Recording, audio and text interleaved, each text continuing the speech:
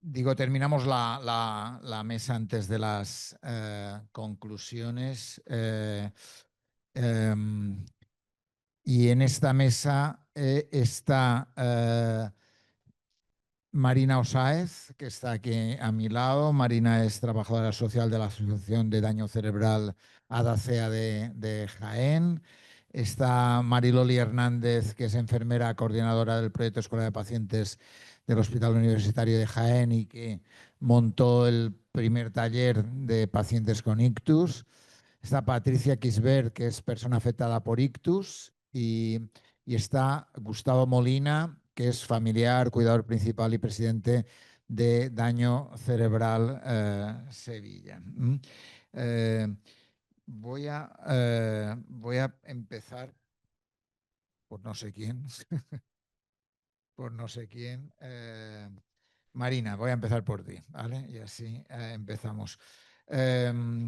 Tú como trabajadora social, hasta ahora habían salido terapeutas ocupacionales, fisioterapeutas, neuropsicólogos, psicólogos, pacientes, pero no había salido ninguna trabajadora social y el papel de los trabajadores sociales es muy importante, ¿no? También han salido los TKs, aunque sea en segundo nivel, porque Joaquín nos ha nombrado y por tanto me sumo a la reivindicación que ha planteado. Marina, un poco, ¿cuáles son las principales dificultades sociales, administrativas que enfrentan las personas con daño cerebral adquirido tras una alta hospitalaria? Buenas tardes a todos y a todas. Partimos de que cuando una familia se encuentra próxima a la alta hospitalaria y a esa vuelta a casa, surgen preocupaciones, porque aunque la fase hospitalaria es agotadora, es abrumadora, es una fase de incertidumbre, pero se encuentran a salvo. A nivel médico y sanitario y de necesidades básicas, están cubiertas. Y ahora vuelvo a casa, como han comentado muchos compañeros, con mucha desinformación de todo tipo. Una de ellas es la parte administrativa, porque, por ejemplo, en Jaén, el área de trabajo social, que es la que da esa información a nivel administrativo y burocrático, esa demanda. Entonces, ¿cuántas familias pasan por el área de trabajo social? Sabemos que cuando hay situaciones de emergencia, urgencia social, casos muy graves pasan, pero ¿y el resto? Se van a su casa sin saber qué es la dependencia, qué es la discapacidad, cómo se solicita, dónde tienen que dirigirse, qué papeles tienen que presentar, qué no tienen que hacer. Eso quién se lo dice a la familia. Porque muchas de ellas se tiran meses en el hospital, no estamos hablando de días. Y sabemos que los trámites burocráticos son muchos meses. La ley de dependencia, años. La discapacidad, años. Y ahora, como ha comentado una de las compañeras, que te valoren bien. Porque esa es la parte administrativa y ahora vamos a la social. ¿Cómo valoramos las secuelas invisibles que no se ven? Porque la física, aquí se habla mucho de la física y entendible, accesibilidad física.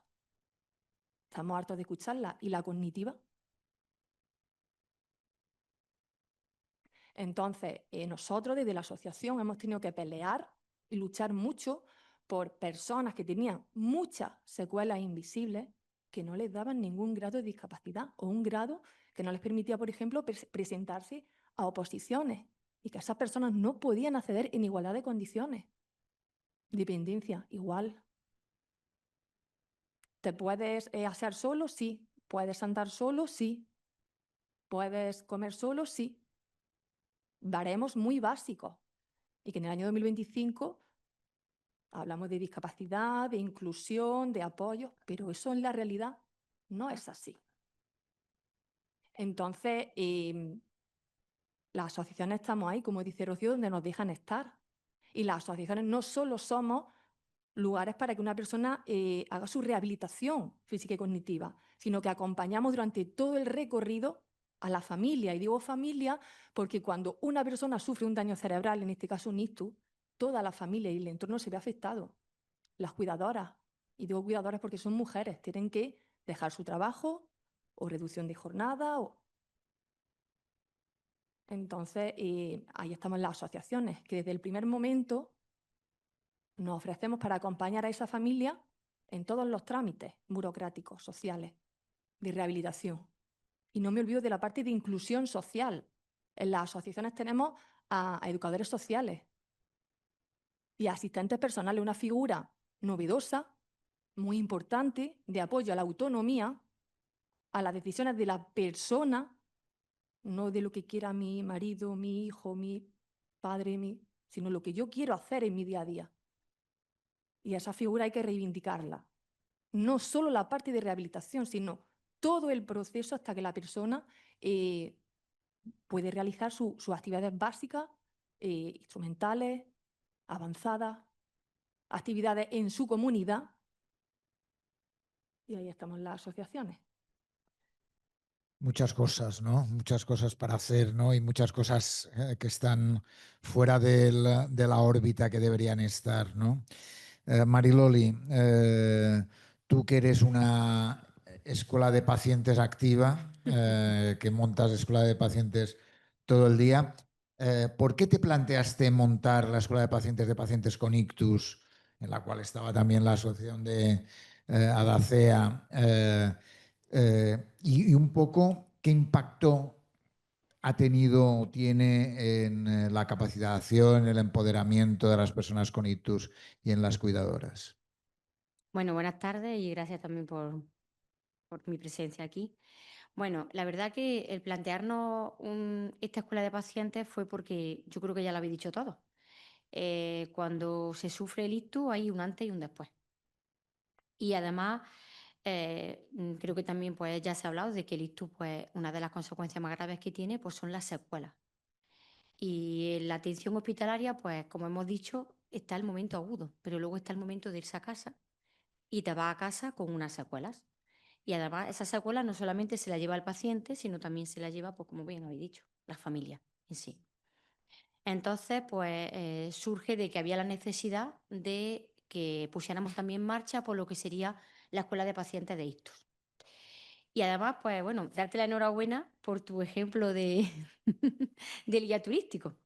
Lo voy a seguir yo, porque imagínate que además ese guía turístico es autóctono de esa ciudad y sabe todos los rincones de esa ciudad. Y te sabe decir el mejor restaurante porque ya él ha comido allí. Entonces, para eso la escuela de pacientes es muy importante. ¿Por qué?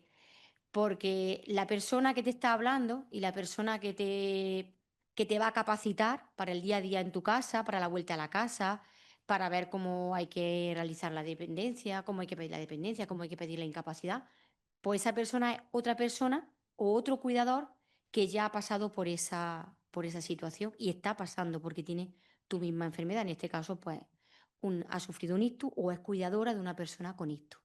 Entonces, desde luego te va a enseñar los mejores rincones de esa ciudad. Entonces, para nosotros era muy importante, pues ya que tantas otras habíamos puesto, pues poner ya en marcha vamos, es verdad que tuvimos también pacientes de ictus, pero la gran mayoría fueron cuidadores. Pero también nos consta que tuvimos varios pacientes que habían sufrido un ictus. Entre los cuales Patricia, ¿eh? Efectivamente. Entre las cuales está Patricia, ¿no? Patricia Kisbert. ¿Qué ha significado para ti, Patricia, formar parte de la Adacea en el proceso de recuperación y de mejora que has ido teniendo? Buenas tardes, tengan todos ustedes.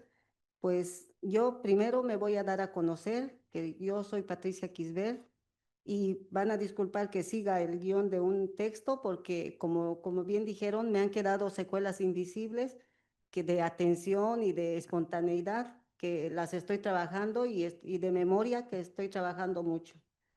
Bueno, yo no soy de aquí, como se puede ver, yo soy de Bolivia, de La Paz, Bolivia. Yo en mi país trabajé como maestra. Estuve trabajando 16 años como maestra de educación primaria. Vivo aquí con mis hijos, que son Gustavo y Dana, de 24 y 20 años. Primero llegué a España aquí con mi niño de 6 años y una bebé de 1 añito.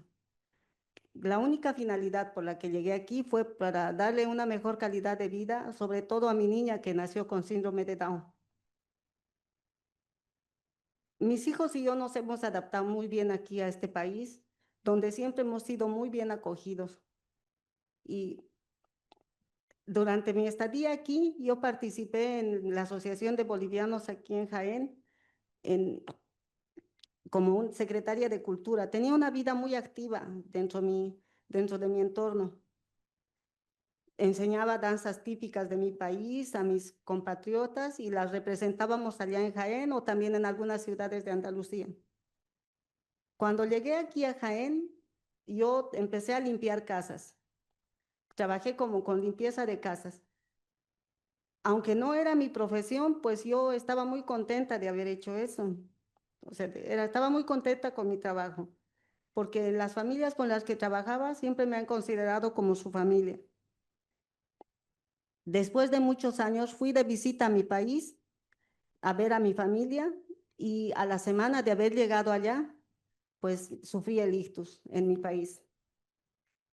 En mi país, pues lamentablemente la atención sanitaria es casi nula. Por lo menos la pública es casi nula. Al menos para una persona que no estaba ya cotizando, tuve que acudir a lugares privados que se me hizo muy costoso y fue lo peor que no había ese medicamento. Allá no existe el medicamento que se pone en estos casos, que es una inyección que no recuerdo su nombre. Bueno, ahora me voy a la pregunta que el doctor me hacía. El formar parte de la asociación de pacientes, para mí ha sido como un segundo despertar, porque mi primer despertar fue fatal allá en Bolivia. Pero cuando llegué aquí ya me fui a la asociación de Aracea, como así se llamaba antes, ahora es la Asociación de Daño Cerebral, y ahí es donde me empezaron a ayudar para adaptarme a mi nueva normalidad. Ha sido un camino difícil, duro, y en el que necesitaba mucha paciencia, mucha constancia, y al principio doloroso, doloroso interna y externamente, porque por lo mismo, porque hay secuelas que la gente no ve y no tiene ese cuidado de tratar a una persona que tiene ictus. Y externas también porque los movimientos que no se habían dado en tanto tiempo, pues han producido contracturas que causaban mucho dolor.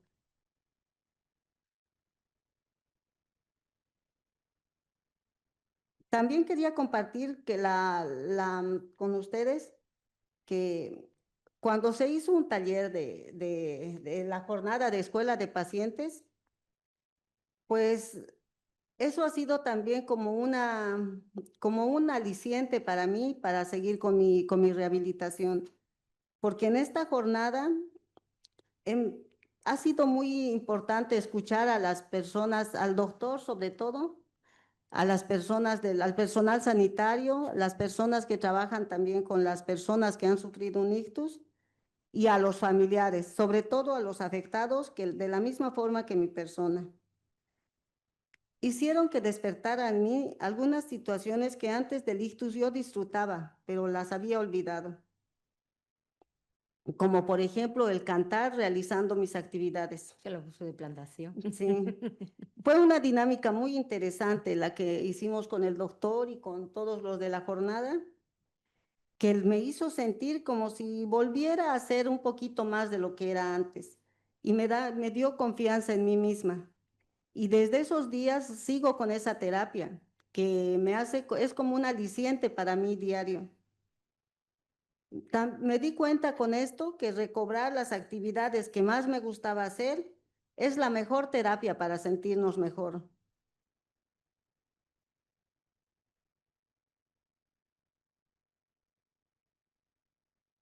Bueno, fue muy gratificante comprender con un poquito más de detalle todo lo que me estaba pasando. Comprendí también que es muy difícil pensar en llegar a tener la vida que tenía antes y me propuse hacer un cambio positivo de este cambio que parecía tan negativo. porque ahora dedico mi tiempo libre a mí misma, haciendo un trabajo constante, paciente y diario de recuperación, siguiendo indicaciones de los profesionales que trabajan en mi rehabilitación. También dedicando mi tiempo un poco más a mis aficiones que por el trabajo no podía realizar.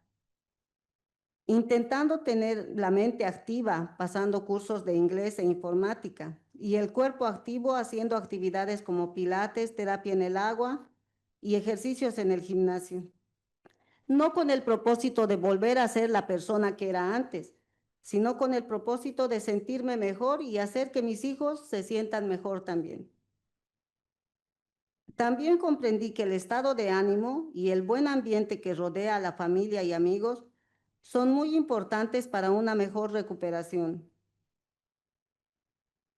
Algunos días como el cansancio neurológico, con el cansancio neurológico que tengo, me cuesta comenzar el día, pero veo a mis hijos y es el aliento que necesito, sobre todo el de mi hija, que me hizo sentir muy bien desde que me dio el ictus, porque para ella sus ojos de inocencia me ven como si no hubiese sufrido nada. Ella me ve como su madre y ella no nota ningún cambio en mí, cosa que es un poquito distinto con la familia y los amigos.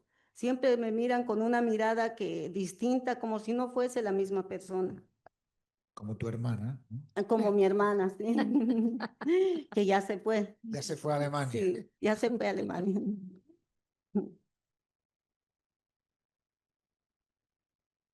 Bueno, eso es lo que quería compartir. Muy bien, pues muchas gracias, Patricia, por este discurso tan bien hilado y que nos permite conocerte mucho mejor, ¿eh? Y además nos has permitido volver a contarnos lo de cantar, ¿no? Como un elemento tan importante en tu vida. Gustavo, desde tu experiencia personal, tú eres cuidador, por un lado, eres presidente de la Asociación de Daño Cerebral en Sevilla. ¿Qué aprendizajes consideras más valiosos para mejorar el apoyo emocional, el apoyo práctico a las familias que enfrentan un ictus, un daño cerebral adquirido? Muchas gracias por permitirme intervenir en esta mesa. Pero antes de contestar tu pregunta, voy a hacer un pequeño inciso, que es el siguiente. Yo creo que hemos visto un aspecto amable del ictus y del daño cerebral. Y me vais a permitir que las personas que habéis intervenido, que habéis sufrido un ictus, os diga que sois casos de éxito, en el sentido en que habéis podido llegar aquí y expresaros y hacernos entender lo que sentís, y además, como José Antonio, de una manera humorística incluso, ¿no? Pero según los datos que manejamos, las personas que sufren un daño cerebral, el 85% de los cuales son ictus, en un porcentaje altísimo quedan en una situación de alta dependencia, tan alta que necesitan prácticamente un cuidado de 24 horas para desarrollar las actividades básicas de la vida diaria. Es el aspecto no amable de estas lesiones cerebrales. Las asociaciones como la nuestra, además de colaborar en el proceso rehabilitador, porque como ha dicho mi compañera Rocío, estamos altamente cualificados, tenemos neurólogos, neuropsicólogos, logopedas, terapeutas ocupacionales, educadores sociales, trabajadores sociales, tenemos una plantilla completa. No solamente colaboramos en el proceso habilitador, como bien ha dicho José Antonio, no rehabilitador, sino que también nos quedamos en el después. Y en el después son una serie de recursos que tanto familias como personas necesitan. Me refiero, por ejemplo, a unidades de días o residencias, que es un tema que hoy por hoy solamente se aborda desde el punto de vista de las asociaciones mediante concertación, que hay muy poca oferta pública. Además, en el concreto, en el daño cerebral, hemos conseguido que se establezca una especie, se especifique concretamente los centros de daño cerebral y se habilite con un coste-plaza diferente debido a que se reconoce la necesidad de ese tratamiento multidisciplinar, ¿vale? Y entonces ahora, bueno, por completar un poco lo que es el panorama y dar el aspecto un poquito menos más complicado. En el vídeo está muy bien porque es otro caso de éxito, pero yo me he quedado con la canción, lo que decía la canción. No sé si habéis escuchado. Dice, ¿cómo se decía? No decía exactamente. Bueno, decía que, sí, tengo delegada mi alimentación, tengo delegada mis ingresos, tengo delegado mis ahorros. Es la situación en la que quedan muchas personas, de absoluta dependencia de su familia, ¿vale? Entonces, ahora ya con esto ya contesto a tu pregunta. ¿Qué experiencia es más favorable? Pues mira, depende del estado concreto o del momento concreto en el que en el que estés. En el primer momento en los que llegas al hospital, tú te encuentras en donde, bueno, casi no escucha a nadie. Lo más sencillo sería escuchar a alguien que hubiera pasado por una situación como la tuya. Como cuidador, pues te preocupas cosas, como que es un ictus hemorrágico, que es una radiología intervencionista, que es un daño de una afectación frontal, que es la hidrocefalia, que es una válvula de derivación. O sea, hace una especie de máster de neurocirugía o de neurología, pues en poco tiempo. Y después empiezan a preocuparte otras cosas. Cuando se acerca el momento del alta, empiezas a preocuparte qué pasa con tu familia, porque efectivamente, como se ha dicho aquí en bastantes ocasiones, todo eso que te cuentan de que tiene que ser rápido y de que tiene que ser suficientemente intenso, todo lo intenso que la fatiga de la persona pueda aguantar, pues no ocurre, no es así. Normalmente tardan en llamarte para la rehabilitación y esa rehabilitación no siempre es todo lo intensa. Con lo cual, y esta enfermedad también hace distingo en el dinero. Si económicamente puedes complementar lo que te ofrece el sistema público de salud con lo que tú tienes, pues bien, y si no te ves abocado a llegar a tener una rehabilitación mucho menos intensa. Por lo tanto, la primera enseñanza es que tienes que luchar por tu familiar y no conformarte solo con lo que el sistema de salud pública te puede ofrecer. Por desgracia, es así. Y es muy importante, sobre todo en los estadios, o en las situaciones que estoy comentando, donde la persona queda con más dependencia, entender que eso que se dice que cambia la vida de las personas que te rodean, no solamente cambia la vida, es que cambia los roles. Es que te conviertes en madre-padre, te conviertes en hijo, pero también en marido, porque entonces toda la familia queda alterada y quizás el más alterado de toda la familia es el cuidador principal, porque sobre el cuidador principal, que normalmente es cuidadora más que cuidador, pero bueno, en mi caso soy cuidador, pero sobre el cuidador principal gravita gran parte de la responsabilidad de manejar toda esa situación, que es reconocer todos estos daños invisibles, este cambio de personalidad que puede encontrar en la persona de tu familia que ha resultado con el daño, pero también todo lo que afecta al resto. Es decir, si en tu caso, como era mi mujer, tiene el daño cerebral, también afecta a mi hija. Mi hija sabe reconocer o sabe entender lo que le está pasando a su madre. Entonces, el cuidador principal tiene que arbitrar todo eso. Con lo cual, un consejo importantísimo que se dice y que nadie hace es que el cuidador principal debe de cuidarse. Debe de establecer estrategias para cuidarse. Esto todo el mundo lo dice, pero por desgracia nadie lo hace. Por lo tanto, es muy interesante que los cuidadores pues, establezcan estrategias de autocuidado. Se ha dicho en varias ocasiones, Fátima, no sé si es la primera, no sé si está por aquí, es la primera que lo sacó a ruedo, pero os aseguro, yo soy licenciado y me considero que tengo una mente, bien, amueblada, y me costó mucho trabajo saber lo que era la discapacidad, la incapacidad y la dependencia.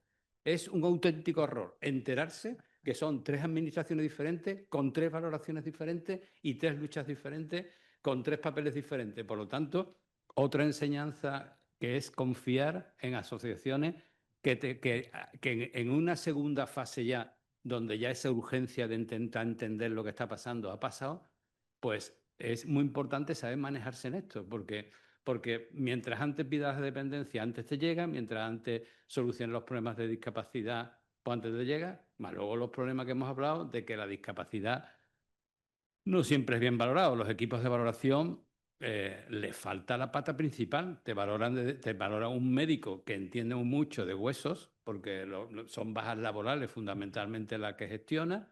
Te valora una trabajadora social, pero luego todos estos daños invisibles que hemos estado hablando, pues no hay quien los valore y normalmente sales con un grado de discapacidad inferior al que tienes. Y no sé, yo creo que esas son un poco las enseñanzas que yo he recibido con la experiencia y la que puedo transmitir a los demás. Muy bien, pues es verdad que muchas cosas que has dicho se hablan, pero luego la realidad es mucho más dura que el comentarlo y decirlo, Claro. ¿no? Y es evidente.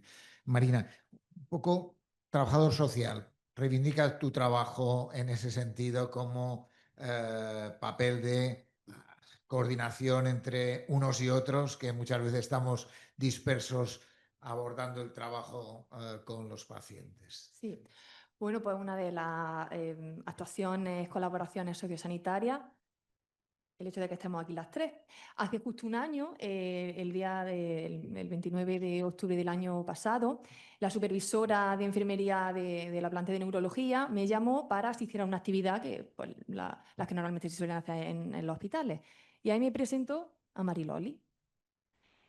Y ahí Mariloli y yo empezamos a hablar, a conocernos, y fue cuando se gestó la primera escuela de pacientes de ISTU. Mariloli, que trabaja con asociaciones, que tiene una sensibilidad y empatía desbordante, supo muy bien cómo encauzar esta jornada, y Joan Carles igualmente la dirigió a la perfección, poniendo de relieve la importancia, porque ahí estábamos un montón de profesionales y luego también familiares y personas afectadas. Y ahí lo que se puso de relieve era lo que decían, lo que se puso de relieve, o donde todos nos quedábamos así, mirando, escuchando, conectadas, lo que estaban diciendo las personas afectadas y los familiares. Por eso digo que es muy importante el tema de la coordinación sociosanitaria, porque de ello salen actuaciones bonitas, conoces a personas que te aportan, a las que tú le aportas, y se reivindico.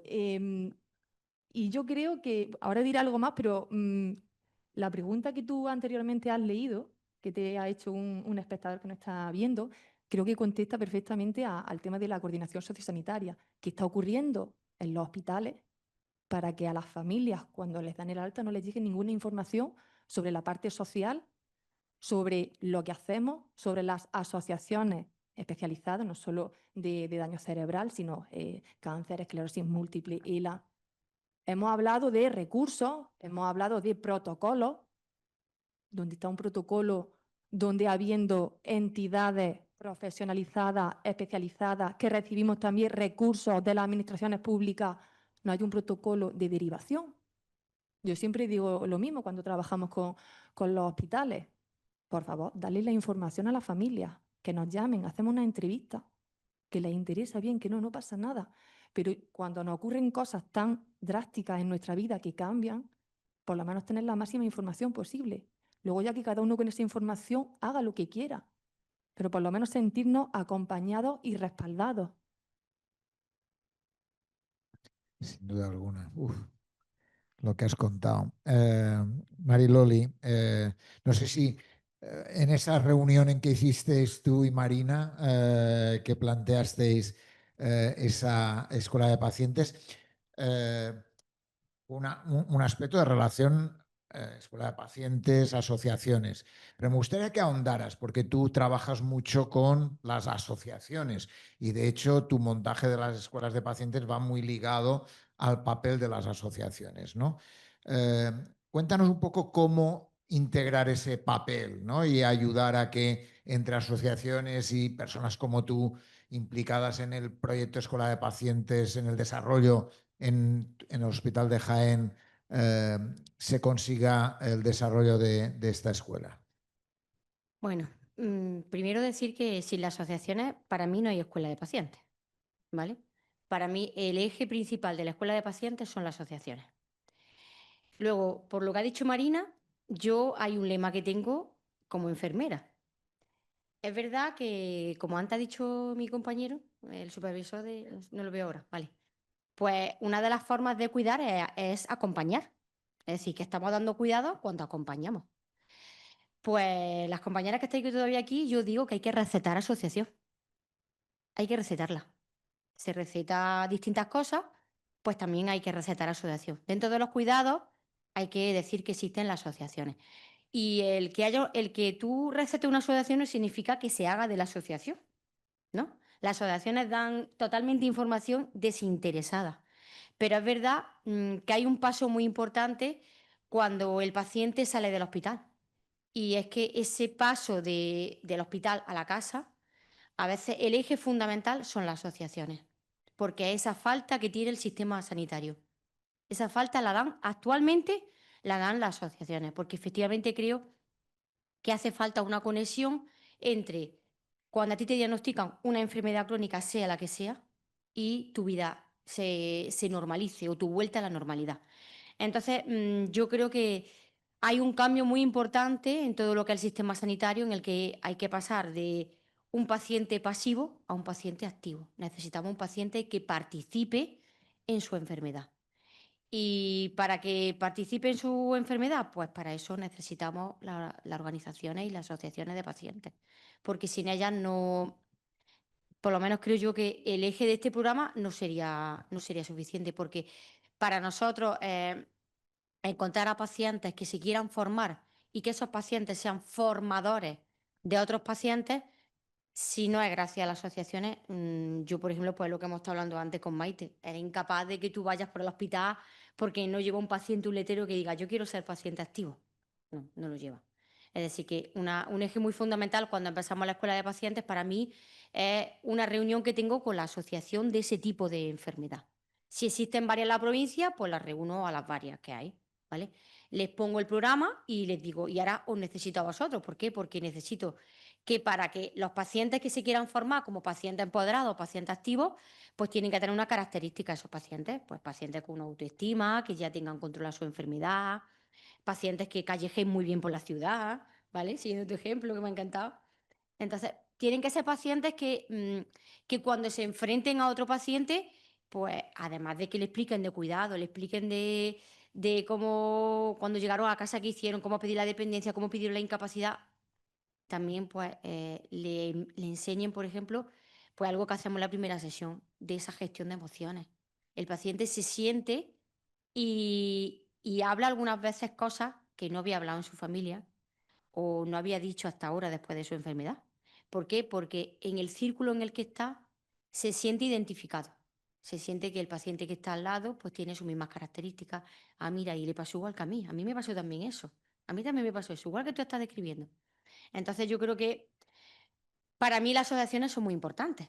Y además es que también lo digo siempre, y además Joan, yo soy líder de Joan, vamos a utilizar un recurso que es muy barato el paciente. Si es que ese recurso no cuesta dinero. Es decir, estamos hablando, por ejemplo, hemos hablado antes de una consulta de enfermería que haga de enlace entre el hospital y primaria. Es fundamental, pero esa enfermera creo que va a necesitar una asociación, necesita pacientes. Vamos a hacer uso del recurso más barato que hay, el paciente. Si el paciente no nos cuesta dinero. El paciente es un gran formador y para que forme a otros pacientes. Entonces, para mí creo que es esencial el programa. Sabes que estoy enamorada. Como me gusta decir a mí, el paciente el recurso menos utilizar el sistema y probablemente cuánta falta nos hace que los pacientes tengan un papel más activo en el sistema hospital. y sin duda alguna eso ayudaría. También la participación en el proyecto Escuela de Pacientes hace los estudios que tenemos es que los resultados de la mejora de los pacientes que han participado en los talleres de escuela de pacientes mejoran en calidad de vida, mejoran en uso de servicios sanitarios, menos urgencias, menos atención primaria, menos ir a servicios de urgencia, menos ingresos. Por tanto, eso también tiene un retorno para el sistema, ¿no? Bueno, pacientes y cuidadores también, es decir, hablamos siempre un poco del paciente, pero por ejemplo, en este caso, en este tipo de de enfermedad que hoy estamos hablando del ictus, creo que tiene una esencial en lo que sería también el cuidador, porque como bien has dicho tú, hay casi un 30% que quedan en una gran dependencia. Entonces ahí la parte fundamental es el cuidador. Patricia, un poco, ¿qué mejoras desde tu vivencia? ¿Qué mejoras crees necesarias en las cosas que te han pasado a ti en la vida y en estos momentos? ¿Qué crees, qué mejoras son más necesarias desde tu punto de vista? Bueno, yo desde mi experiencia de haber sufrido el ictus en mi país, bueno, lo que más sugeriría, bueno, no sé si ocurre solo en mi país, y que cuando el momento que que me dio el ictus, yo hubiese sugerido un poco más de compasión al comunicar lo que nos ha ocurrido, para que el paciente se dé su tiempo en asimilar lo que le está pasando. Es que para mí ha sido como una puñalada que me han dado, decirme que no me voy a poder mover y que no voy a poder tener la vida de antes, pero ha sido muy, muy drástico. Pero es que como me dio el ictus en mi país, no sé si eso ocurre también aquí. Bueno, sé que es muy duro para el entorno más cercano a la persona afectada el observar los cambios que visiblemente se ven. Pienso que la familia cumple un papel fundamental para este cambio de vida que es tan duro, para que no sea tan duro. Desde mi punto de vista, lo más importante es la motivación y el estado de ánimo de la persona afectada y de las personas que están a su alrededor. El paciente, o sea, como yo, y a mi parecer tiene que estar rodeado de un ambiente positivo para que su recuperación sea un poco más llevadera. También el intentar dar normalidad a la vida del paciente, porque para que el cerebro recuerde cómo era antes del ictus, porque eso es lo que todo paciente añora, el estar como era antes. También el intentar de que el cuerpo y la mente de la persona afectada vayan reconstruyéndose con mucha paciencia y comprensión. Ahora yo voy a dar una metáfora que también a mí me pasó, o sea, que a la que yo me identifico. Yo me identifico como un puzzle de 1000 piezas que se desarmó en cuanto le dio el ictus, pero pieza a pieza va armándose. Y como son 1000 piezas, pues requiere su tiempo, paciencia y el pensar y una tranquilidad a su alrededor. Cada pieza se irá armando a su tiempo y cuando el cerebro lo requiera. Este puzzle en algún momento se terminará de armar y habrá habido algunas piezas que se hayan extraviado o que se hayan perdido completamente, pero eso no quita la imagen que el puzzle pueda transmitir. Yo me considero así, yo me considero en ese proceso. Y también lo considero que es una recuperación milimétrica, que no se va a notar de la noche a la mañana, pero que tiene que ser constante y paciente, porque no se debe dejar de realizar la recuperación. Y no solo para el estar siempre, o sea, para volver a la vida de antes, sino para sentirse mejor. Muy bien, muchas gracias.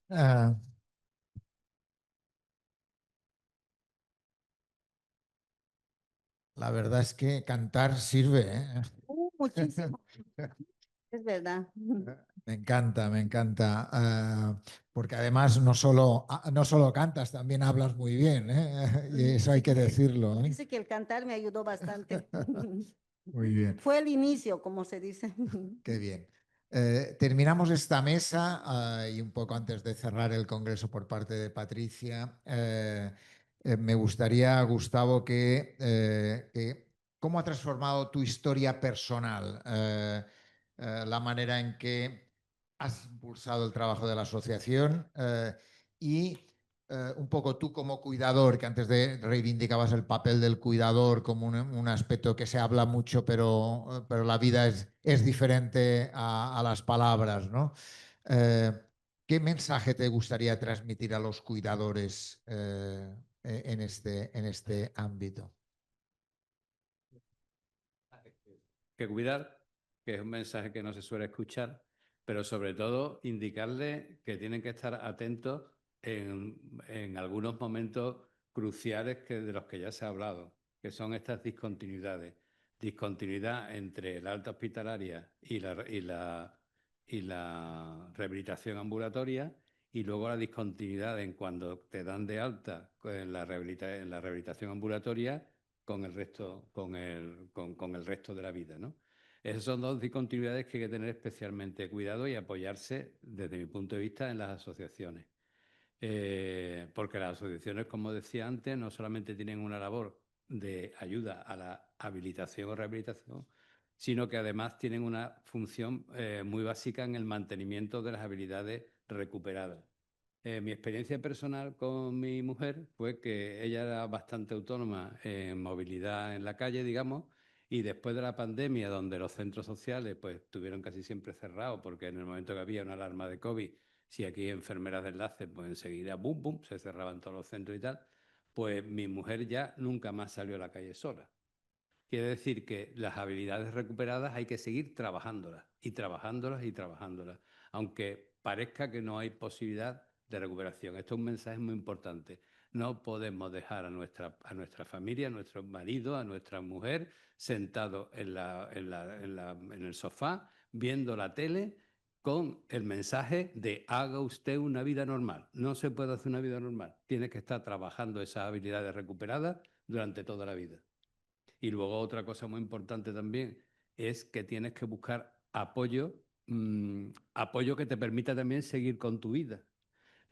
Y para eso es fundamental las asociaciones, porque ofrecen estas unidades, por ejemplo, de unidades de día, donde no son aparcamientos, y perdonan la expresión, de personas, sino están cuidadas por un equipo multidisciplinar que le ofrece actividades que mejoren su autonomía y su aceptación de su propia situación, ¿no? Entonces, yo creo que todo eso ha cambiado. El acercamiento que yo he hecho al mundo del asociacionismo me ha hecho comprender pues todas estas cosas. No solamente tenemos apoyo, y es muy importante, apoyo de familiares, apoyo de familia, pero que además hacemos un amor fundamental con estos usuarios, que nosotros ya no lo llamamos pacientes, sino usuarios. Y también para su familia, porque le ofrecemos la oportunidad de que esa familiar, en el caso sería yo, pues pueda seguir con su vida laboral y con su vida familiar. En mi caso yo ya estoy jubilado recientemente, pero bueno, entonces me ha cambiado bastante la vida, porque estaría ahora mismo pues jugando a la petanca en vez de estar aquí, supongo. Pues yo te agradezco que estés aquí, igual que a Marilole, a Patricia y a Marina, por esa mesa tan interesante que habéis abordado y que nos ha permitido ver realidades que complementan todo el Congreso. Es una realidad que no nos habíamos acercado y por tanto os agradezco muchísimo a vosotras cuatro el que hayáis estado aquí en este Congreso, cerrando casi. Ahora Patricia va a cerrar el Congreso, pero os agradezco muchísimo vuestro esfuerzo y vuestro trabajo. Gracias.